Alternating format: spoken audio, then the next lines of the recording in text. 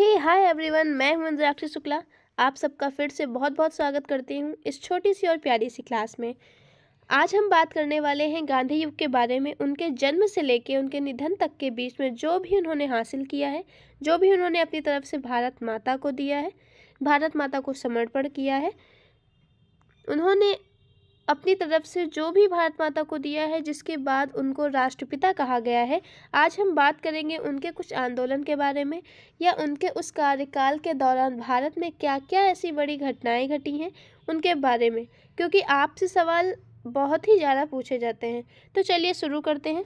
पहला प्रश्न, गांधी जी को राष्ट्रपिता किसने कहा था? तो दोस्तों, गांधी जी को राष्ट्रपिता सुभाष चंद्र जी बोस ने कहा था। उन्होंने 1944 में सिंगापुर से एक रेडियो संबोधन में महात्मा गांधी को राष्ट्रपिता के रूप में संबोधित किया। तो दोस्तों, इसका करेक्ट आंसर हो जाएगा option number A, Subhash Chandra Bose. Option number A is the correct answer. चलते हैं अगले प्रश्न की ओर। गांधी जी के राजनीतिक गुरु कौन थे? तो दोस्तों, महात्मा गांधी के राजनीतिक गुरु गोपाल कृष्ण गोखले थे।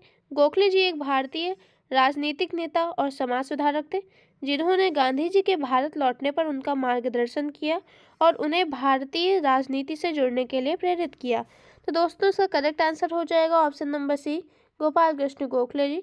Option number C is the correct answer. चलते हैं अगले प्रश्न की ओर। गांधी जी ने सबसे पहला सत्याग्रह कहाँ पर शुरू किया? तो दोस्तों, गांधी जी ने अपना पहला सत्याग्रह बिहार के चंपारण में शुरू किया था, जो 1917 में हुआ था। यह भारतीय स्वतंत्रता संग्राम में गांधी जी का पहला सत्याग्रह आंदोलन था। तो दोस्तों, इसका करेक्ट आंसर हो जाएगा Bihar Champaran. Option number B is the correct answer. चलते हैं अगले प्रश्न की ओर। गांधी इरविन समझौता कब हुआ था? तो दोस्तों, गांधी इरविन समझौता 5 मार्च 1931 को दिल्ली में हुआ था। इसे दिल्ली पैक्ट भी कहा जाता है और इस पर महात्मा गांधी और तत्कालीन वायसराय लॉर्ड इरविन के बीच हस्ताक्षर किए गए थे।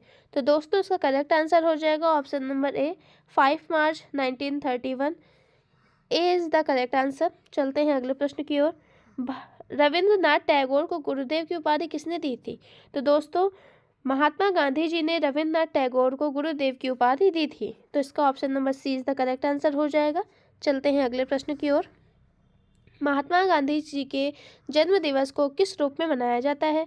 तो दोस्तों, महात्मा गांधी जी का जन्म भारत में गांधी जयंती के रूप में और विश्व स्तर पर अंतर्राष्ट्रीय अहिंसा दिवस के रूप में मनाया जाता है। तो दोस्तों, इसका करेक्ट आंसर हो जाएगा ऑप्शन नंबर सी, उपयुक्त ए और B. Option number C is the correct answer. चलते हैं अगले प्रश्न की ओर। गांधी जी की समाधि स्थल क्या कहलाता है? तो दोस्तों, गांधी जी की समाधि स्थल राजघाट कहलाता है, जो नई दिल्ली में यमुना नदी के किनारे स्थित है।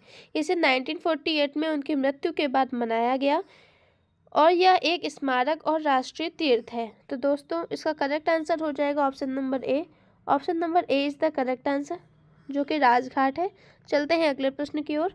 करो या मरो नारे का संबंध किस आंदोलन से है? तो दोस्तों, करो या मरो का नारा भारत छोड़ो आंदोलन से संबंधित है, जिसे अगस्त क्रांति के नाम से भी जाना जाता है।